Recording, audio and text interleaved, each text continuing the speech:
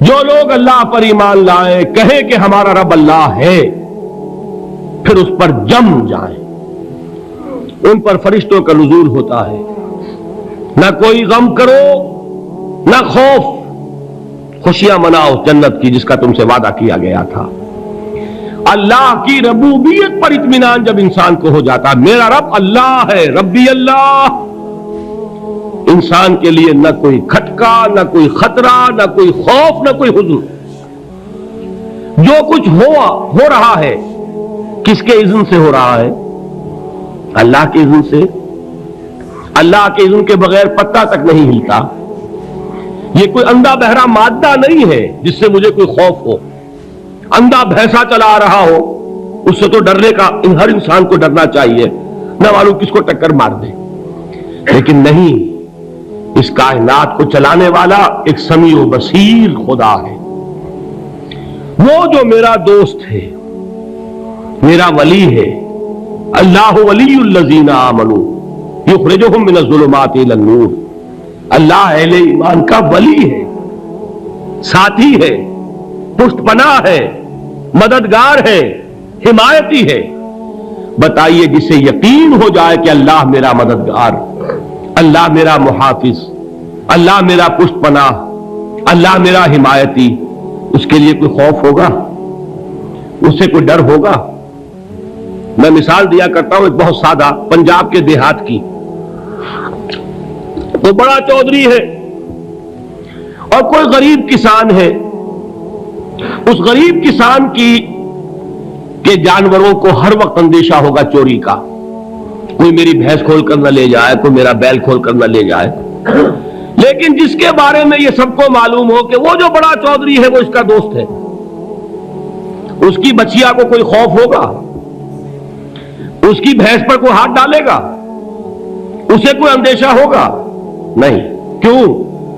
کہ وہ بڑا چودھری، بڑا اس کا یہاں کا سردار، جاگیردار، سب کو معلوم ہے وہ میرا دوست ہے، کوئی میرے خلاف اقدام نہیں کر سکتا۔ اس دنیا میں یہ چھوٹی سی بات اگر آپ کے دلی اطمینان اور سکون کا باعث بن سکتی ہے تو ذرا تصور کیجئے۔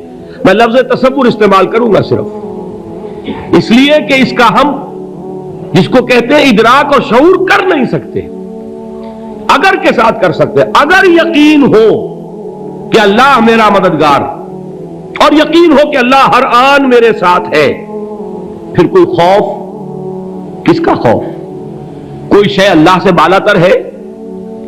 کوئی قوت اس سے زیادہ طاقتور ہے؟ کوئی اس کے ارادے کو بدلنے والا ہے؟ کوئی اس کی مشیت کے آڑے آنے والا ہے؟ یہی بات ہے جو حضور نے فرمائی، یہ ایمان کا حاصل ہے لب لباب،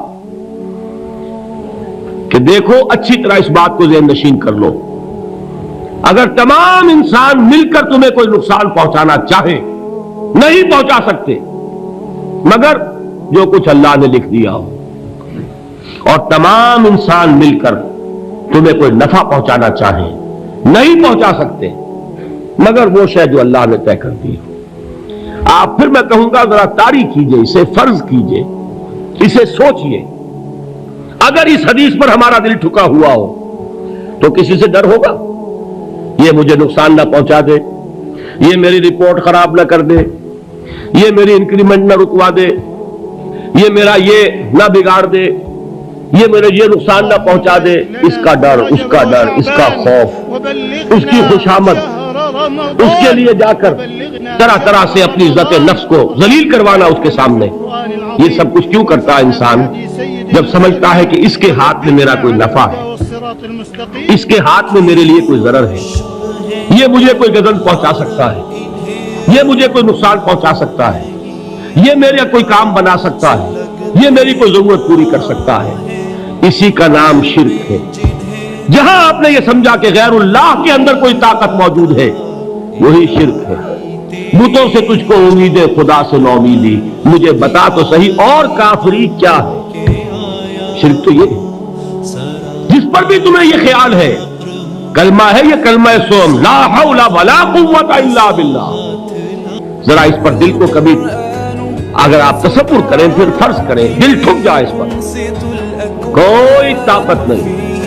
یہی بات تھی جو شیخ عبد القادر جیلانی رحمۃ اللہ علیہ نے اپنی وصیت میں اپنے بچے سے کہی.